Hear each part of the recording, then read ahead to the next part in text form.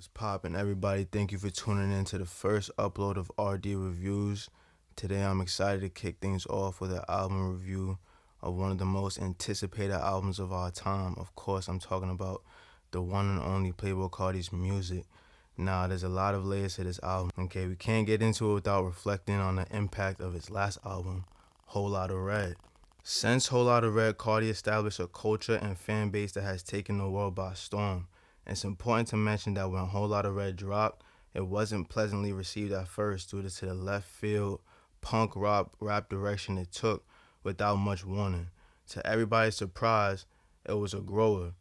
And for the next 5 years, it almost seemed as if the industry and rappers alike were chasing that high of Whole Lotta Red success. It has seemed as if Carti unlocked the formula to performative music because he quickly became the crowd favorite to festivals like Rolling Loud and concerts just like that. Now, my theory to this drastic left turn in Carti's style is attributed to his relationship with Lil Uzi Vert. When the duo first linked up back in 2017, Carti was still Cash Carti, who was known for his swaggy, underground Atlanta sound, and Uzi was more of the rock star from Philly. At that time, Uzi's influence on music was huge, giving inspiration to artists like Trippie Redd, Juice WRLD, and XXX, ushering in a new style of rock rap.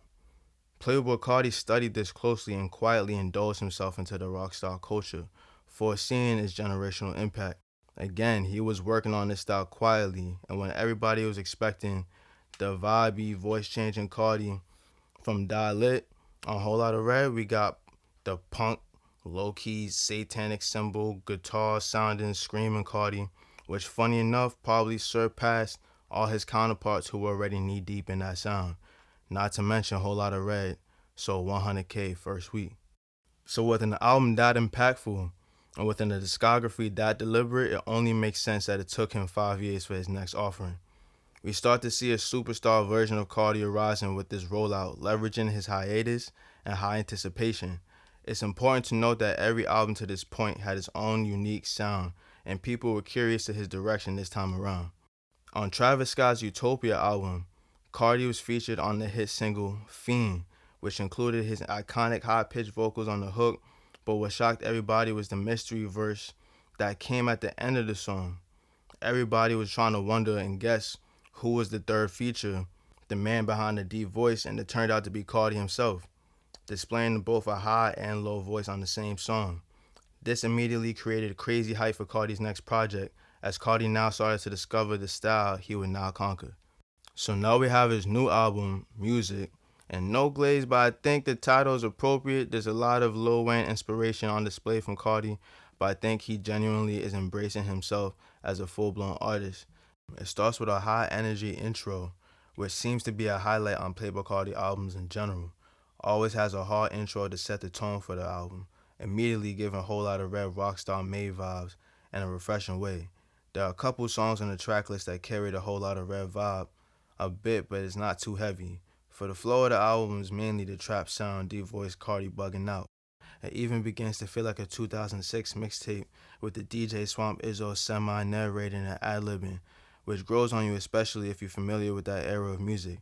Carti did a good job of maintaining his musical freedom and straying away from traditional verse and song structures and just being another instrument on the track. And this album sounds like a vampire album if I ever heard one, which I think will perform crazy and actually be palatable for most people.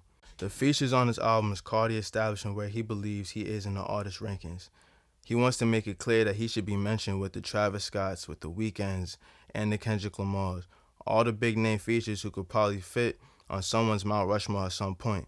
So Carti's flexing his industry muscle saying, I can get the guys you can't. And not only that, we start to see a Carti intentionally trying to make a hit, which I don't think I've ever seen or heard. Carti makes music genuine to him that just so happens to become hits. And songs like Rather Lie and Good Credit, it sounds like Carti went into the booth with an assignment of knowing that he can't waste a Kendrick Lamar or Weeknd feature. For balancing that pressure, I think he still finds a good balance of structure and his creative freedom, which now allows his fans and casuals to consume and appreciate the music. So where does this news drop put him now? Within his own discog, within his own peers? I think within the industry, selling 298K first week, he's right where he thinks he's at. up there with the Travis Scotts and the big bodies in the industry. I think he's established himself as a creative and a guy who's going to give us something different every time. Is this sustainable given the success of the drop? It might take another 5 years to tell, so we'll see.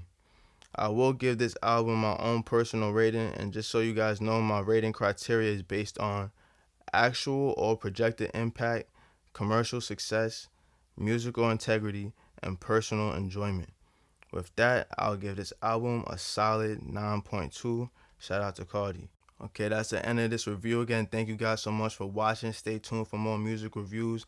Let me know what you guys think in the comments, your opinions on this album. What do you rate it? Your favorite Carti album, all that. Don't forget to like, subscribe. I'm RD and I'm out.